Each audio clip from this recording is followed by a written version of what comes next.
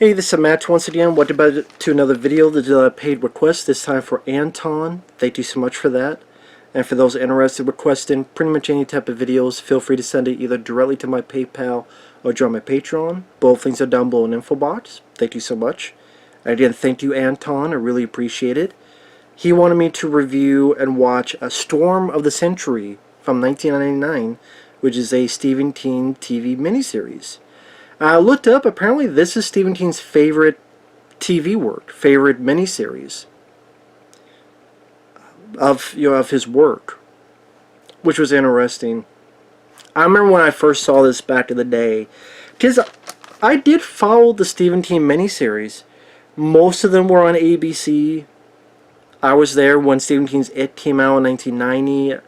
When I was growing up, I had ABC, CBS, another form of CBS for some reason, and PBS, 4 channels. And for the most part of the 4, we watch ABC as a family. Because you had Home Improvement and Family Matters and all this stuff. But CBS, I would watch like the Ninja Turtles cartoon Saturday morning, things of that nature. I think like Major Dad. Anyway, but Stephen King's It had been on. And I remember really enjoying that, being creeped out by that. I also watched the Tommyknockers, which I wasn't big on. The Landoliers, which I do like, although yes, the effects are some of the worst ever with the Pac-Men from hell. They should just not have shown them. They should have just been off-screen and you let your mind. That might have been cheap. That would have been better. Landoliers I liked because I liked the story and I liked the cast, especially Dean Stockwell, rest in peace, dude, and David Morse. I liked the cast in that, and I liked the story.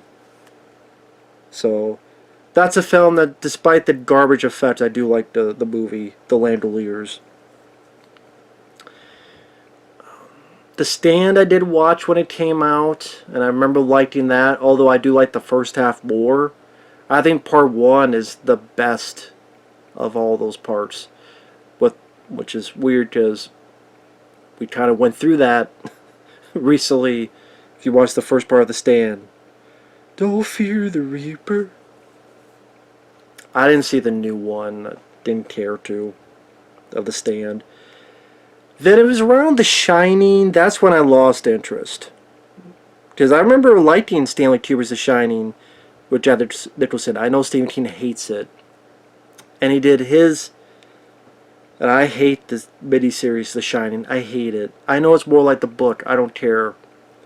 I'm sorry, Steven Weber is no Jack Nicholson. The Polo is no Axe. The Hedge Maze, I think, is 10 times better than those topiary, what do you call those animals made of plants. And yes, The Shining's long, but it's not 4 hours, 3.5, 4 hours long. The Shining is still a faster paced movie. It's still, it's Stanley Kubrick directing. I mean, it was exquisite direction. I hated The Shining miniseries. And then this one I remember watching going, I remember not caring for it the first time I watched it. Watch it again, I will say I didn't mind it. Watch it again. I still like The Stand more, The Landoliers more, It more. But I do like it more than the Tommyknockers. I definitely like it more than the Shining miniseries. I don't remember the others. I didn't mind this. Baxley directed it, who did I Come in Peace, which is my favorite of his, Stone Cold Brian Bosworth, which I love, Action Jackson, which is fun. And then he did this one. And I thought he did a pretty decent job with a TV budget, making it feel like you were in the middle of a snowstorm. Consistent shots of the outside cold, it's snowing, remind the viewer that they're isolated here. You really felt the isolation of these townsfolk, and that they had nowhere to go. And then idea with the TV budget they had showing the storm moving with the waves of the ocean, because it takes place in Maine. And I thought the main actors did a pretty decent job. Tim Daly, I really liked, which is funny because he's from the TV show Wings, and Steven Weber's from the TV show Wings. So someone had a Wings fetish. But I like Tim Daly. I like him as an actor. I see him in other stuff. He was in this film called Basic with John Travolta. He's been in other stuff as well. And of course he was the voice of Superman and the Superman the Animated Series in the 90s. He plays the constable, and he was likable. He was easy to root for. I don't think his accent was ridiculous, just, Maine, try to have a little bit of accent. And like I said, he was just really turned out to be one of the only decent people in this town. And like I said, he was an easy guy. You understand his morals. You understand his point of view. You just see why people would have voted him as a constable. He just gives that nice guy quality vibe to it that you believe. And also, I didn't realize that his buddy, he's not a deputy, but you might as well call him a deputy, is Casey Shamasto, who I loved in Young Guns. I'm a pugilist. But I mean, I love Young Guns. All Together is my favorite Western. We're in this beer road, asshole. They can't see us. But also, Casey Shamasto was in another really good film called 3 O'Clock High. That's an underrated one. So it was nice to see Casey Shamasto, and he does a good job as well. I liked him as Tim Daly's buddy. And then Colm Feore as the villain, Andre Lenoge. Although I will say I got a bit tired of him saying, "Give me what I want, I'll go away." But as I grow older, I do appreciate his performance. He does have a menacing streak to him with his tone of voice. He's not overacting it. He's not overdoing it. He's not laughable or hammy. Like I say, he does have a sinister look and edge and cadence to his character. I did think that worked well for what it was trying to do. I will say this, though. I don't love the film for a couple reasons. I don't think this needed to be... I mean, it's 4 hours long. I'm sorry. I don't think it needs to be 4 hours long. I know there's people who love it to death and say, I didn't feel the 4 hours. I did feel the 4 hours. I think you could have easily done this in a 2-hour running time and were worked out fine. Just keep the Tim Daly, Colm Feore stuff, bit of the Casey Shamasto, maybe a bit of Tim Daly's wife. But a lot of these other characters, I did not give a rat's ass about. And I understand it. It's showcasing the other characters. Because this was not based on a novel. Stephen King wrote this for the TV screen. It has a bit of a Needful Things vibe to it. By how in that novel, and then they did a film, Needful Things, and that was played by Max von Sydow. He kind of affected people, what they could do, and while that was the devil, this is a demon, or however you want to call him. Angel, fallen angel, however you want to call it. Creature, monster, a little bit of like vampire, whatever. They do explain a little bit of it, to be fair. Kinda. Well, kinda as in Tim Daly's figuring out, but I guess we're just to assume that Tim Daly was right in figuring it out. He knows the secrets of the town, just like evil things, like he did. Now, I didn't mind him fucking with like Jeffrey DeMunn, because I like Jeffrey DeMunn as a character actor. He was in the Blah remake in 1988. He was the sheriff in that. He was a cop in The Hitcher, 1986. He was in a lot of Frank Darabont stuff. He was in, Warning Sign, very underrated film from the 80s with Sam Waterston and Yaphet Kotto. if you've never seen Warning Sign, definitely worth a look. Jeffrey DeMunn does a good job of that. He becomes one of our lead characters. He plays the mayor, and Andre Lenoche knows a bit of his secrets about what he was doing when his mom was dying, and he's like, saying some fucked up stuff, saying, yeah, your mom's in hell, and you know what, you don't go to hell, and your mom's going to eat you in hell. I like, damn, that is pretty fucked up. I did credit our Baxley. I did credit to make a nice showcase of the winter and the snow and the isolation. Pretty much, Confior lets himself get arrested. Give me what I want, I'll go away. And the power goes out. And then it just gets really drawn out. It's pretty much him showing his power. It's... He makes one person commit suicide by hanging. He makes one person commit suicide, axes to the face. At least what you can show on TV. Tries to get one guy to hit a lady, doesn't work. Gets a lady to hit the guy, it does work. I get what it's doing. It's not that it was pissing me off. It was just really stretching this stuff out. I do think you could edit this into a 2-hour movie, and you would not be ruining the picture. At least to me. There's a lot of times I'm like, I kind of just want to hit. I didn't hit the fast forward button, but I kind of want to hit the fast forward button on this. Because I mean, a lot of these side characters, like, I don't care about this character who commits suicide. I don't care about that character. I don't care about this girl and her boyfriend, and she had an abortion, and he cheated on her, and blah, blah, blah, blah.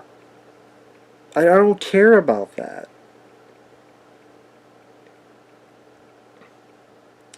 It's just too long, and it feels padded with all these support characters that I really didn't feel much of anything for.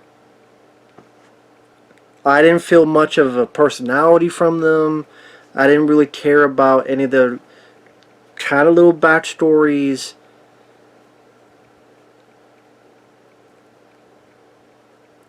Because that's like a good chunk is the townsfolk hear more and more about this as they're waiting for the storm to come.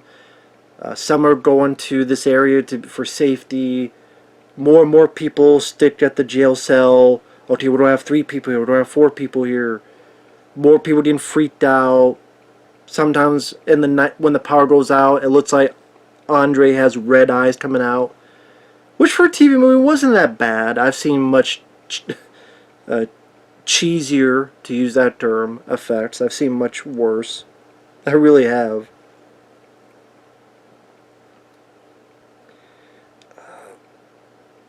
But like I said, at least I like the look of the film.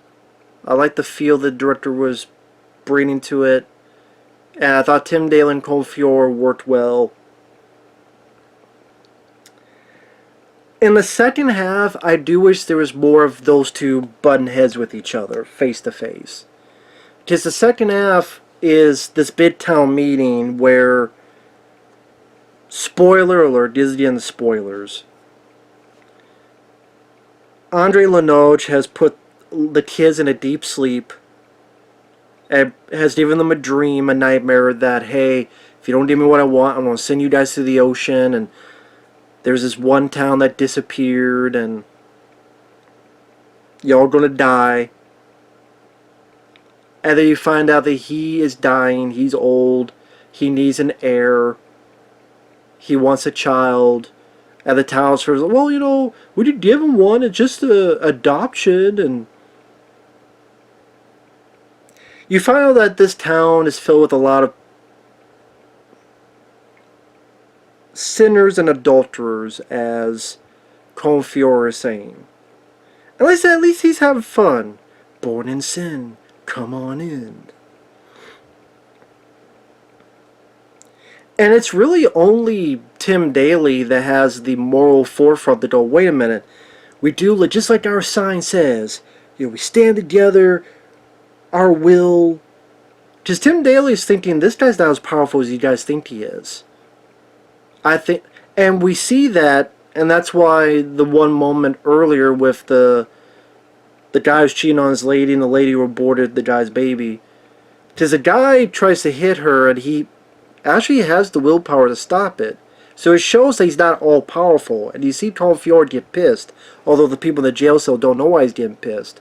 But he's able to do the reverse. And then at the very end, he says a line like, "Perhaps you tricked yourselves." Pretty much meaning that Tim Daly was right. Tim Daly was correct. If you had listened to Tim Daly, join together, I'd be like, think of the Beatles.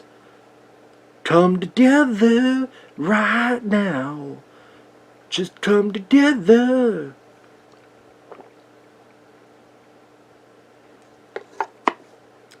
But no, I mean, because to be perfectly honest, a lot of these people are morally bankrupt, or chicken shit, or got played the ultimate con. Which, I mean, hell, isn't that... He's not the devil, but isn't that what the devil, he's the ultimate con artist? The best trick that the devil ever made is making people think he doesn't exist. That whole shebang. And Tim Daly's like, no, we stand together, and we can't just give up a kid. Like, this is wrong.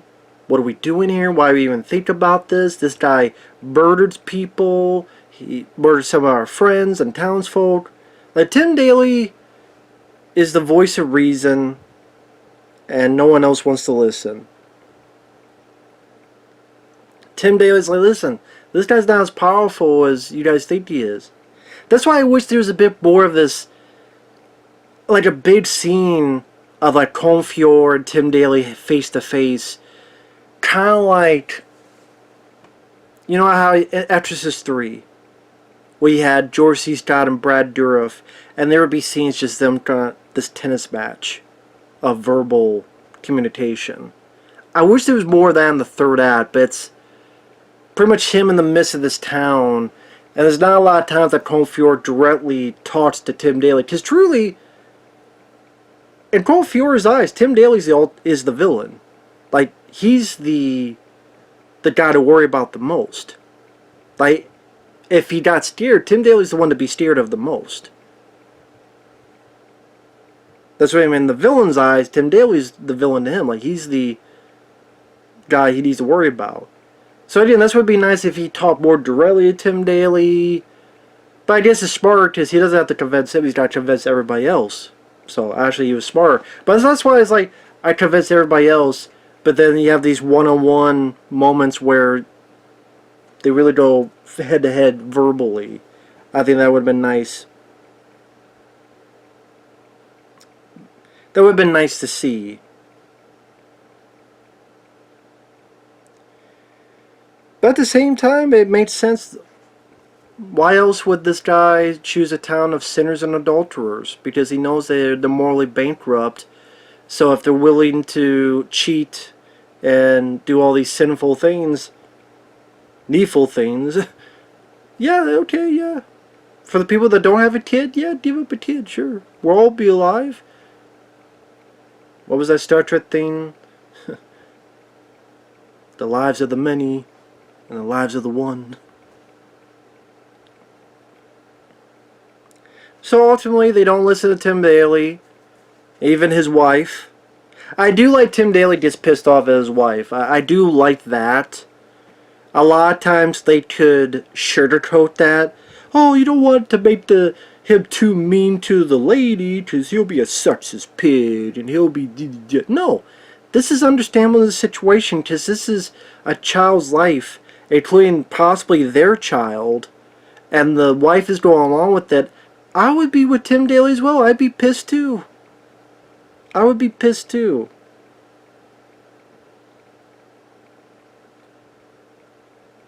It's like, don't touch me.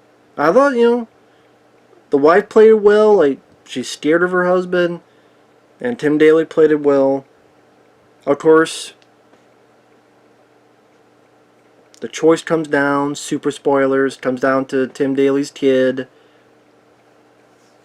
Andre Lenoja, I didn't...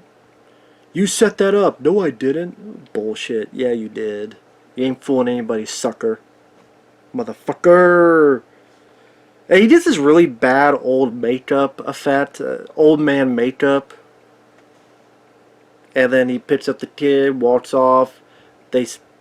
Tim Daly tries to go after. You know, as Tim Daly has said, listening to him is the worst thing we can do. But again, they're morally corrupt, so of course they'll listen. Perhaps you tricked yourselves. Now, I do like that the finale, there's a bit of a 10-minute trickle effect. I think, watch it again, that's why, you know, I will admit, I'm a sucker for happy endings. Not just that kind of happy ending, but, you know, happy ending. I will admit, personal preference. Doesn't mean the other can't work. There are films that have worked. If I said what they were, I'd be spoiling those movies. Yes, Blair Witch Project. I love the Blair Witch Project. That doesn't have a happy ending. It just depends. But this, the fact as a 10-minute wind down, I thought helped. Where I was in Tim Daly's shoes. He was pissed off by what happened. Tisha Shamasco tries to talk to him. He's like, just get on what you don't say. Be quick, you know. Like, being stern with them. I like that they didn't pussy out and go, oh, all forgiven. No, he's like pissed off. He's pissed off at his wife. He leaves, divorces his wife. He leaves town. He never comes back. I'd be like, good. Like, understandable. They didn't pussy out on that. You know how many times that you could have a movie that would do that? And the wife, the wife, she still makes out okay because she marries Tasha Shamasco and then they're fine. I'm like, well, I don't think she deserves happiness. I mean, she has a new husband and technically a new kid because Tasha Shamasco's kid. And I'm like, well, she made out better than Tim Daly. How fucked up is that? But Tim Daly, you know, he gets a job, I think as a marshal? U.S. Marshal or something?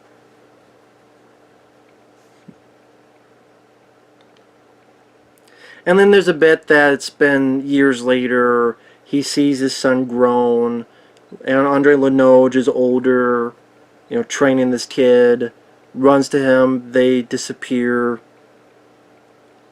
His kid has turned into Andre Lenoge.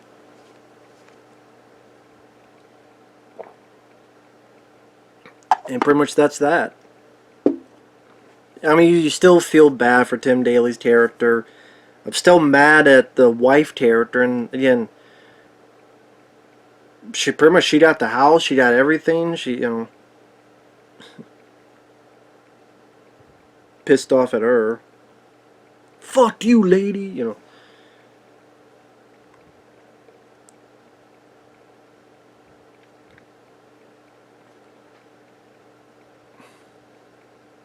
But I mean, at least that wind down, at least made things settle. It wasn't abrupt. It wasn't abrupt.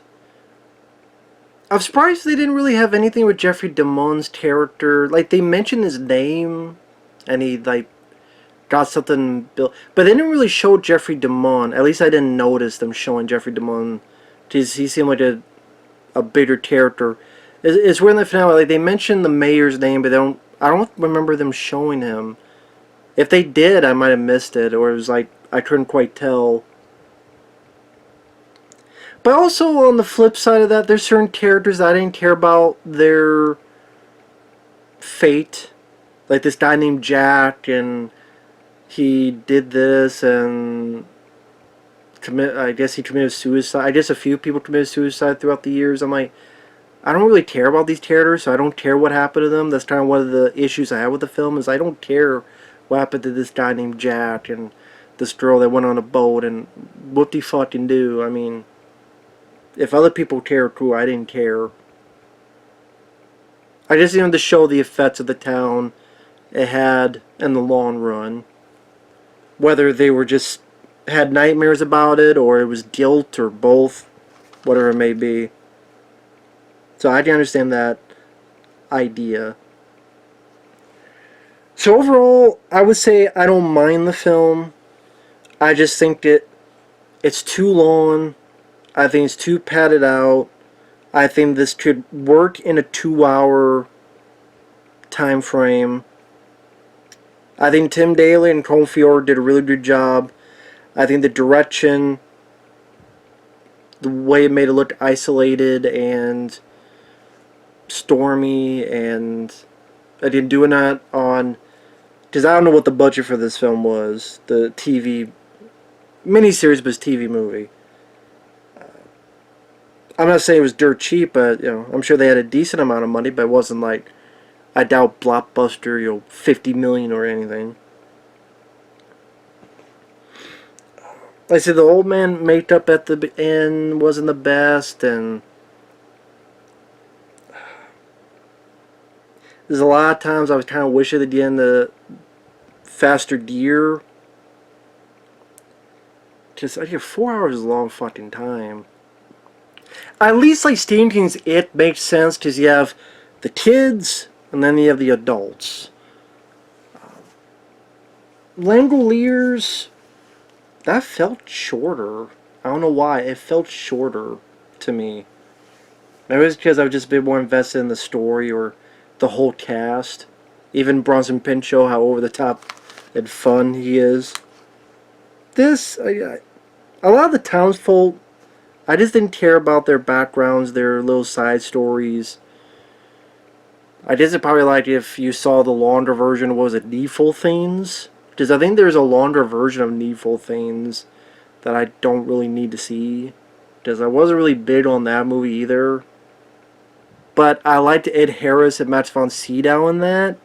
So in a way, that kind of how I feel about this, how I feel about this. Now that I think about it. The both films I don't mind, because I like the hero and villain. But I did theatrical cut of that is shorter.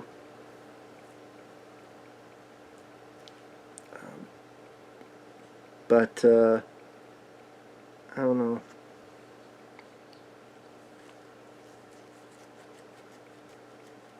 I'm trying to remember that movie now. I think a church blows up at the end or something like that. I can't remember. But, sorry, my mind went on blank trying to remember that movie. I liked J.T. Walsh. I tell my wife, is that wrong? Hey, these things happen. But, I mean, because they filmed a longer version, it just felt disjointed because a lot of stuff was cut out.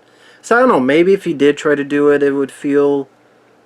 But it's like, when Stephen King was writing the story, why did he need to write a miniseries? That'd be my question. I guess he felt like the other one, miniseries, this didn't need to be written as a miniseries. This could have been written as a 2-hour movie. I really do feel that way. But he wanted to write a miniseries, 4 hours, so there you go. So be it. Maybe he was told it had to be because the others were miniseries. I don't know. But it is what it is. So overall, I would say I like him more than I did in the past. I don't love the film, but I don't think it's a bad film. I don't agree with Stephen King saying it's the best of the Stephen King miniseries. Like I said, I would put The Stand, which is a lot longer, but I definitely feel a bit more of a trying to be epic story. Again, I think the first part's the best. I think the best miniseries is It, 1990 movie. Let's say Langoliers, despite those shitty effects, Pac-Man, if he got gonorrhea, and spread like herpes, I still like Langoliers. But yeah, this is much better than the Tommy Knockers and The Shining. And the stuff after, I don't even remember. What was that? Golden Years? More like Golden Showers. Piss on that movie, man. I didn't care for that. Anyway, Storm the Century, not that bad. Trevor Baxley, he's a pretty capable director. Like I say, his filmography, Icon piece I love, I mentioned them, Stone Cold, Action Jackson. He's a pretty talented director. So, and it was interesting to see him do something different. Because those are action films, and this is I wonder how he got the job. Because, Stephen King probably had some approval. I wonder if he saw, like, Icon and Peace and was like, yeah, get that guy. I don't know. That'd be an interesting question to ask Trader Baxley. How did you get the job? I mean, did Stephen King watch your old other movies? If so, which ones? What did he think of them? Maybe Stephen King had no... I just figured he had a bit of power for that because he's writing it. And there was a time where Stephen King could get what he wanted. Probably not nowadays, but anyway. With that said, thanks once again, Anton. Take care, people out there. We'll see you guys later. Bye-bye.